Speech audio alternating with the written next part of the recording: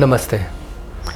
The Socialist Party of India recently took a delegation of 14 members to Jammu and Kashmir to largely visit the families who have been affected by the recent India-Pakistan war in the aftermath of the Pahalgam attack.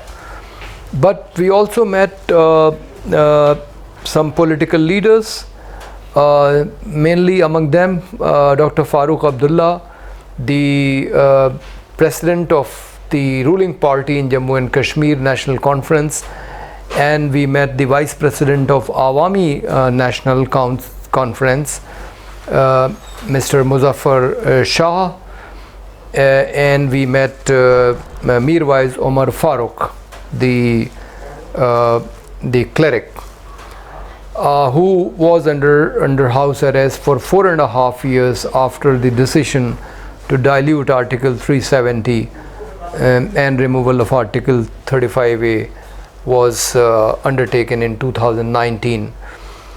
Dr. Farooq Abdullah has been kind enough to issue a press release saying that the delegation of Socialist Party, which included Hindus, Muslims and Sikhs, visited him and expressed solidarity with the people of Jammu and Kashmir in this hour of crisis, and he said that the two parties will work together to strengthen communal harmony in the country. Similarly, Mr. Muzaffar Shah also extended a warm welcome to the delegation and also held a press conference in his office in Srinagar, and we were not being allowed to meet Mirwais when we went to his place, because apparently you require police's permission to meet him, and also he requires police's permission if he has to move out to attend any event.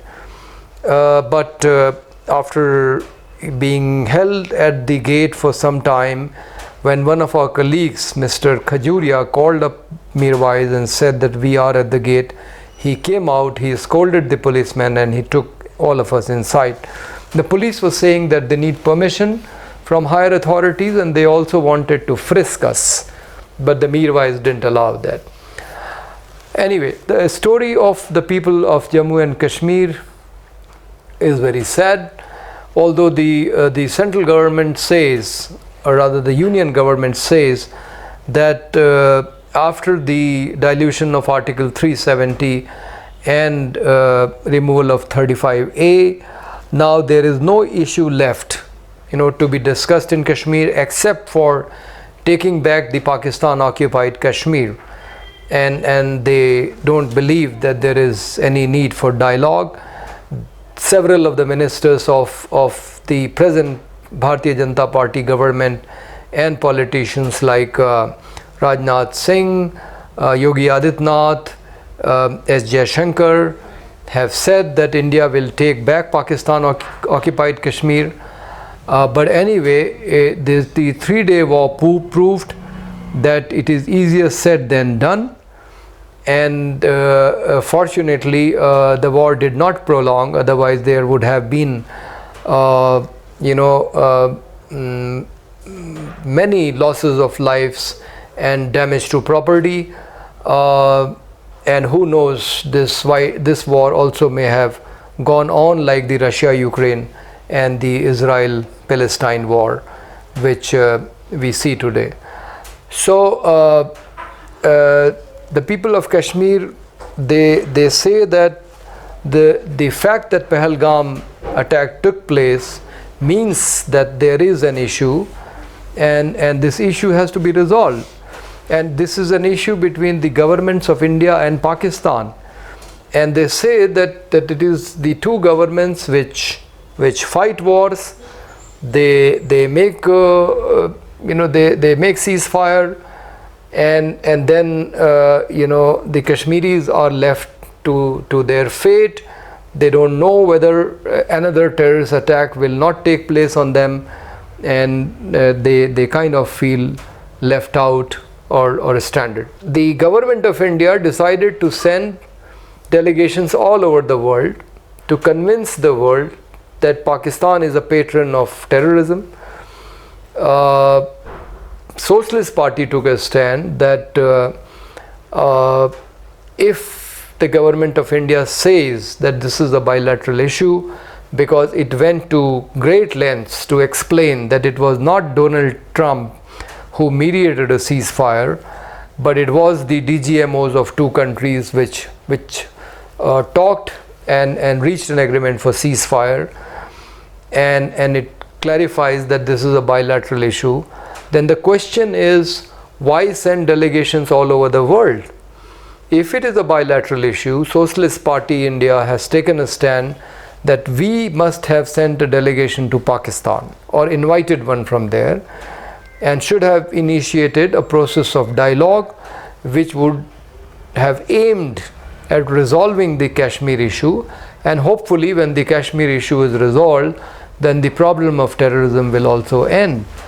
Problem of terrorism is something with which both governments, India and Pakistan, have to cope with. Pakistan has a greater danger, it has suffered greater losses, so it is in the interest of two countries that the two governments work together to eliminate the problem of terrorism.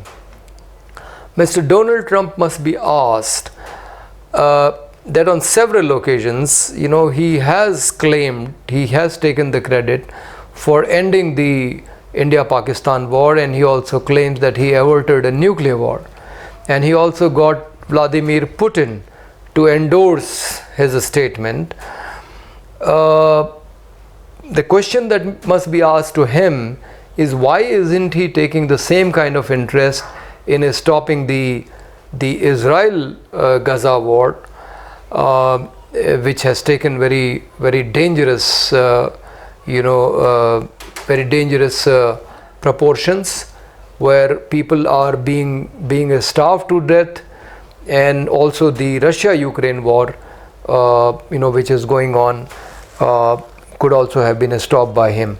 But he is obviously not taking interest in stopping these two wars. In fact, he's fueling the Israel-Palestine war by providing material, moral, and all kind of support to Israel, blocking the resolutions in UNSC and the UN, and legitimizing the genocide which Israel is carrying out in Gaza. So the position that we have taken here is that if the government of India will not send a delegation to Pakistan, then it is the Socialist Party India which will take an initiative and will send a delegation to Pakistan to talk to the government there, to talk to the civil society, and see how a dialogue process can be initiated for peace and friendship between the two nations, which is the only